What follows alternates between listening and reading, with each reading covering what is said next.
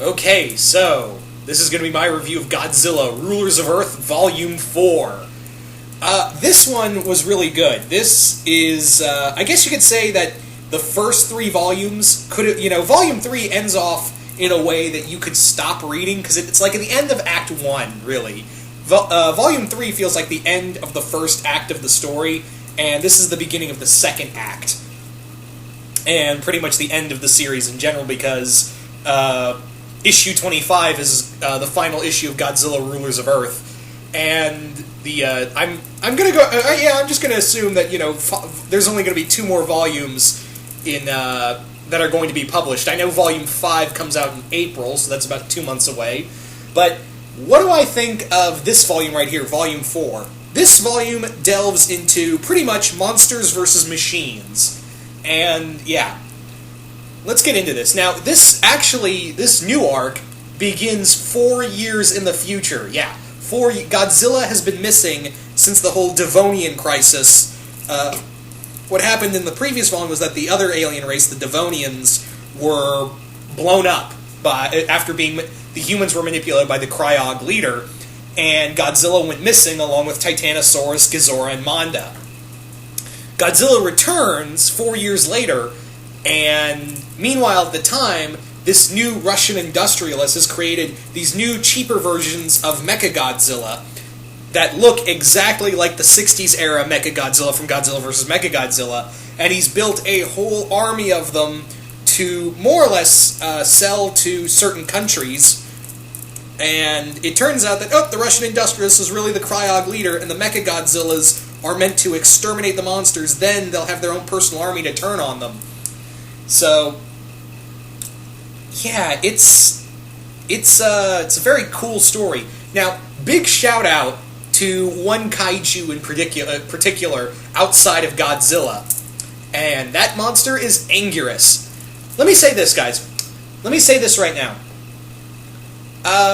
I'm convinced Matt Frank and Chris Mallory love Anguirus, and don't get me wrong, I love Anguirus too, but I'm convinced these guys are huge Anguirus fans, because Anguirus in here, and in the one-shot in Godzilla Legends where he actually fought Destroya, yeah, Anguirus fought Destroya, and beat him too.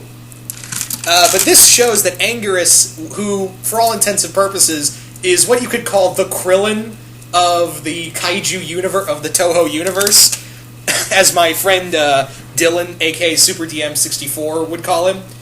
He's actually pretty badass in here. When one of the Mecha Godzillas actually attack him, Anguirus fights back, and he actually damages the Mecha Godzilla. It's kind of funny too how they do it, because the Mecha Godzilla is trying to force his jaw open and break it apart, like in Godzilla vs. Mecha Godzilla. Can't believe that I suddenly blanked on that. But what happens is Anguirus is like, nah, that ain't happening. Crack, and just takes his tail and breaks the Mecha Godzilla's jaw. He still loses, but he puts up a hell of a bigger fight in here. Godzilla and it's also kind of alluded to in this story. It's not really focused on, but it's alluded to in this story that Anguirus was actually searching for Godzilla because he was in the same vicinity as Godzilla. So it's kind of alluded to. It's not really focused on, but Anguirus was looking for Godzilla. It's not really touched upon, but I do like throughout this entire series, and I haven't talked about I don't think I've talked about this in the past 3 reviews of Godzilla Rulers of Earth. What I love about Godzilla Rulers of Earth is that, unlike, Kingdom of Monsters and History's Greatest Monster, the Dwayne Drazinski Godzilla title, what Rulers of Earth does differently from this, from the other two from the other 2 past series, is that this series actually gives the monsters personalities, whereas the other ones are like, Godzilla and the others are just gonna smash stuff. No, it's different. In Rulers of Earth, the kaijus actually have personalities to them. They have emotions. They can't talk or anything, obviously, because that would be dumb. Right, Godzilla versus Gigan? But, however, you see their, what they're feeling, or you understand, they convey through just facial expressions, or how they managed to fight back.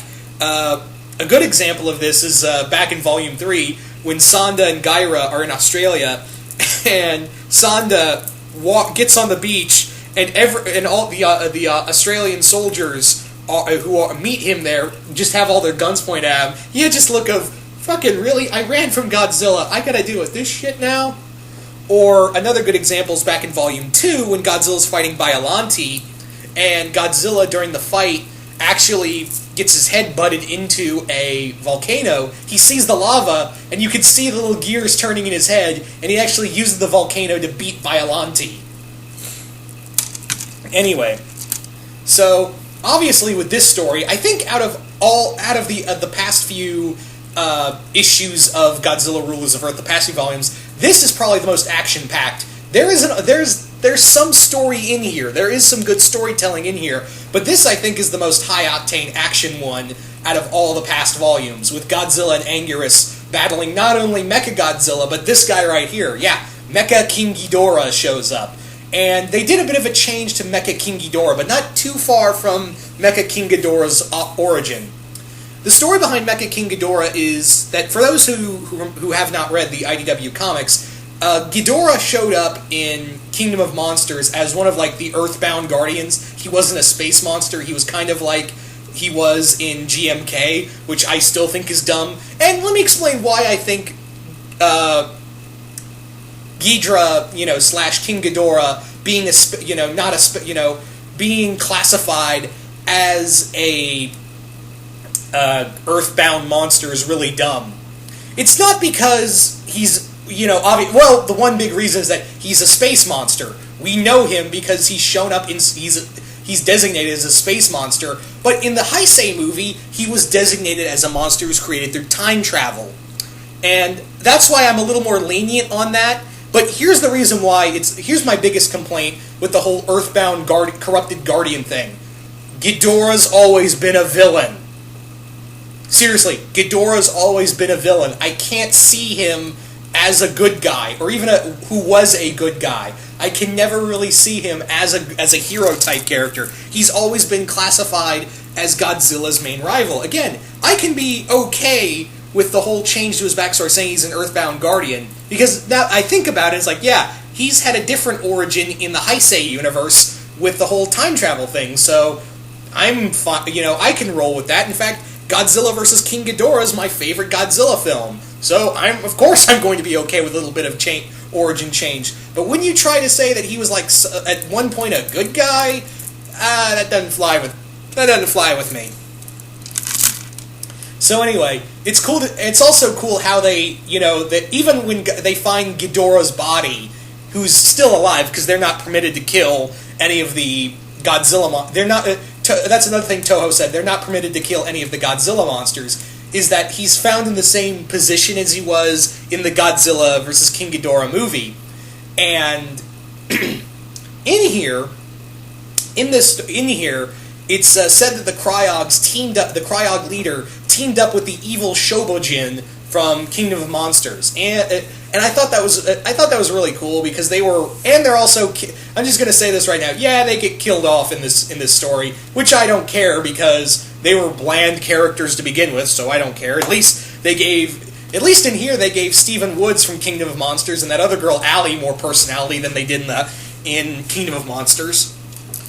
So yeah, Ghidorah also in here, it's said that they were trying to control Mecha King Ghidorah, but King Ghidorah is like, nah, you don't control me, I'm doing this because I hate Godzilla's guts.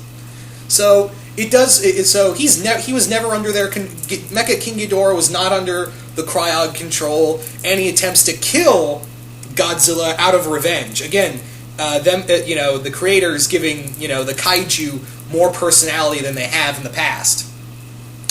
Also, let me say this. The fight between Godzilla fighting all the Mecha Godzillas and even the Mecha King Ghidorah was nothing short of epic.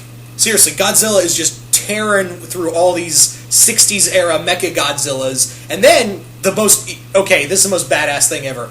Anguirus shows up. Anguirus comes back to kick some more Mecha Godzilla ass. Godzilla sees him, and he's in the middle of fighting Mecha King Ghidorah. And what he does, he grabs Anguirus by the tail and just starts and uses him like a baseball bat, or actually, better putting, Morningstar, and starts smashing Mecha King Ghidorah. And Mecha King Ghidorah's like, I can't do it, and flies off. And Godzilla and Anguirus become buddy-buddy. All in all, just a really epic story. This one, like I said earlier, out of all the past Godzilla Rulers of Earth volumes, Volume 4 is definitely the most action-packed. Whereas Volume 3 had a lot of storytelling to it, this one has more of the, okay, you're going to see Godzilla and Anguirus whip some ass. And trust me, you got it. So, hope you all enjoyed this review, and once again, I will see you guys later.